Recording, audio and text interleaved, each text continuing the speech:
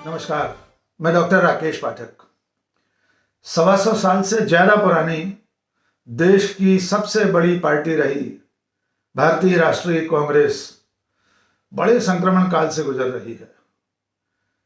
लगातार चुनावी हार, संगठन में बिखराव, बड़े बड़े दिग्गजों के कांग्रेस छोड़ने का सिलसिला जैसे थमने का नाम ही नहीं ले रहा। ऐसे में कांग्रेस के दो बड़े नेताओं यानी भूतपूर्व राष्ट्रीय अध्यक्ष राहुल गांधी और राष्ट्रीय महासचिव प्रियंका गांधी के बयान कुछ संकेत दे रहे हैं। इन संकेतों से, उनके बयानों से, उनके तेवरों से साफ लग रहा है कि कांग्रेस पार्टी अंदर खाने किसी बड़े बदलाव की तैयारी में है और ये बदलाव एक बड़ी मेजर सर्जरी के रूप में हो सकता है।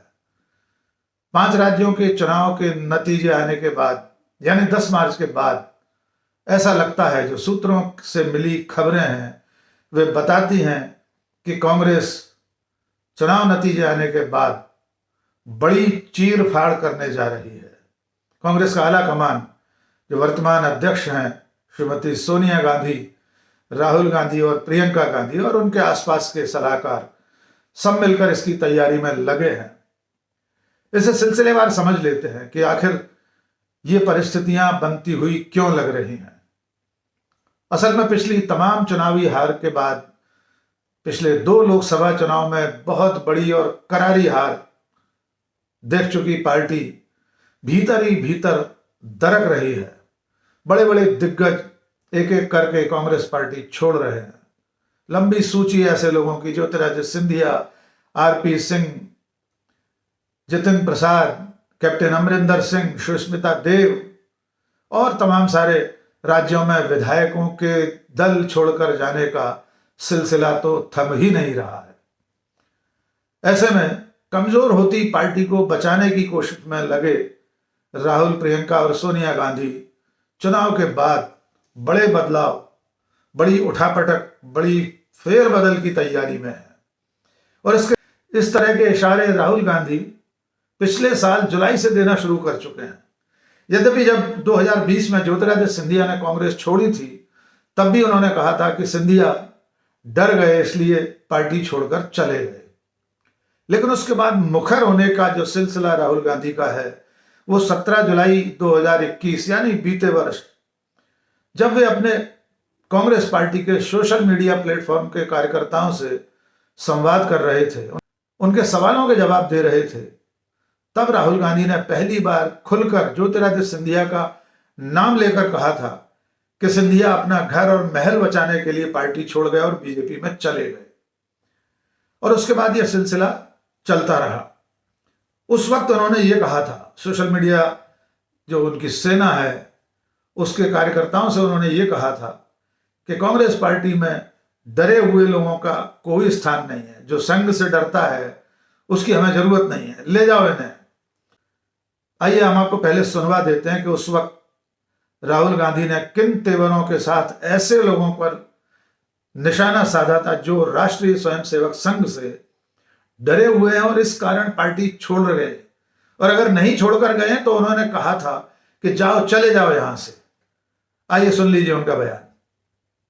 और बहुत सारे लोग हैं जो डर नहीं रहे कांग्रेस के बाहर है, वो सब हमारे, उनको अंदर लाओ।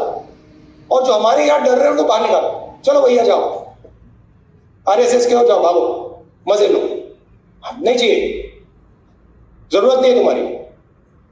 हमें निडर लोग चाहिए, ये हमारी आइडियोलॉजी, ये मेरा बेसिक मैसेज।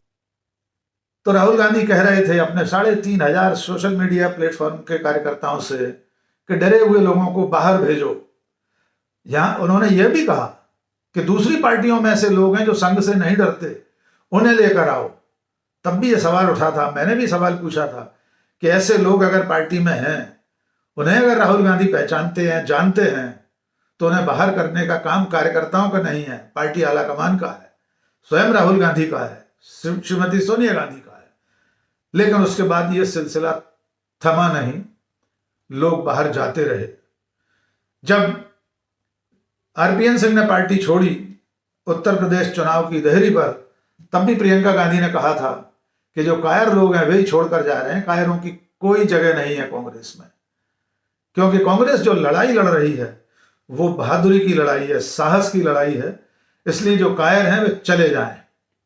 एक और बयान में प्रियंका गांधी ने कहा था कि हमने ऐसे जाने वालों को कभी नहीं रोका, हमने जाने से उन्हें नहीं रोका। जिन्हें जाना है, जो डरे हुए हैं, वे जा सकते हैं। हाल में 2 दिन पहले जब राहुल गांधी द्वारिका पहुंचे हैं, गुजरात में इस साल के अंत में विधानसभा चुनाव होने वाले हैं, चुनाव का कार्यक्रम तय है, वहां पर राहुल गांधी ने अपने कार्यकर्ताओं से बातचीत करते हुए फिर एक बार यही दोहराया कि हमें ऐसे लोगों की जरूरत नहीं है। उन्होंने तो बीजेपी का नाम लेकर कहा कि बीजेपी वाले हमारी पार्टी से ले जाइए, ऐसे लोगों को ले जाओ यहां से, हमें इनकी जरूरत नहीं है, क्योंकि जो डरा हुआ है वो हमारे साथ नहीं लड़ सकता। राहुल गांधी ने एक तरह से वो जो कांग्रेस पार्टी में G23 बना हुआ है, जिसमें गुलाम नबी आजाद, आनंद शर्मा, मनीष तिवारी, बहुत सारे ऐसे लोग हैं, कपिल सिब्बल, जो लगातार कांग्रेस की कमजोरियों पर, कांग्रेस के सांगठनिक ढांचे पर सवाल उठाते रहे हैं। एक तरह से उन्हें भी संदेश देने की कोशिश की है राहुल गांधी ने। उन्होंने कहा कि कांग्रेस पार्टी में 2 तरह के लोग हैं, एक वे हैं जो एसी में बैठकर बातें करते हैं, और दूसरे वे हैं जो सड़कों पर लाठियां खाते हैं, प्रदर्शन करते हैं, सत्ता के खिलाफ, बीजेपी और संघ के खिलाफ मोर्चा संभाले हुए हैं। तब उन्होंने कहा कि जो एसी में बैठे लोग हैं उन्हें बीजेपी वाले ले जाएं, हम उन्हें उपहार के रूप में देने को तैयार हैं। यह बयान भी सुन लीजिए राहुल गांधी का। करता कौन है, बोलता कौन है,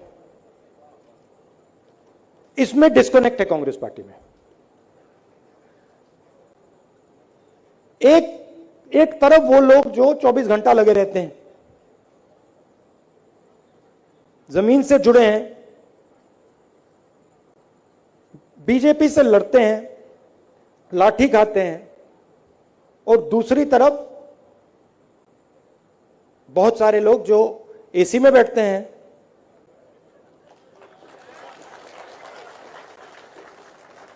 मौज करते हैं,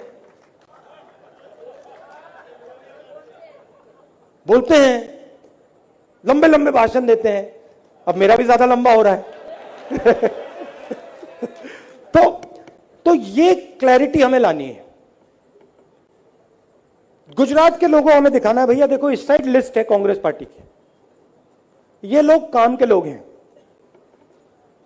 ये लोग जमीनी लोग हैं, ये लड़ जाएंगे, ये गुजरात को रास्ता दिखा देंगे और करके दिखा देंगे।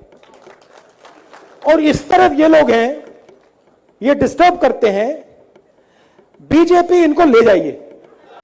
इसके अलावा पिछले दिनों यानी पिछले साल 21 अक्टूबर को भी राहुल गांधी ने कहा था कि हमारी लक्ष्मण रेखा सच के साथ है, हम सच के साथ खड़े हैं, जो इसमें साथ खड़े नहीं रह सकते वे कांग्रेस छोड़कर जा सकते हैं। अब इन बयानों को, उनके राहुल गांधी के इन तेवरों को, उनकी इस हुंकार को कि जिसे जाना है वो चला जाए, ऐसा पहली बार हो रहा है कि कांग्रेस पार्टी का कोई बड़ा नेता जो राष्ट्रीय अध्यक्ष रहा हो, जिसके सिर पर यह तोहमत है कि वो लगातार उसके नेतृत्व में पार्टी चुनाव हार रही है, वो ऐसे लोगों को पार्टी से ले जाने के लिए कह रहा है। यहां तक कि बीजेपी को ऑफर दे रहा है कि ले जाइए हमारे घर से जिसको ले जाना हो।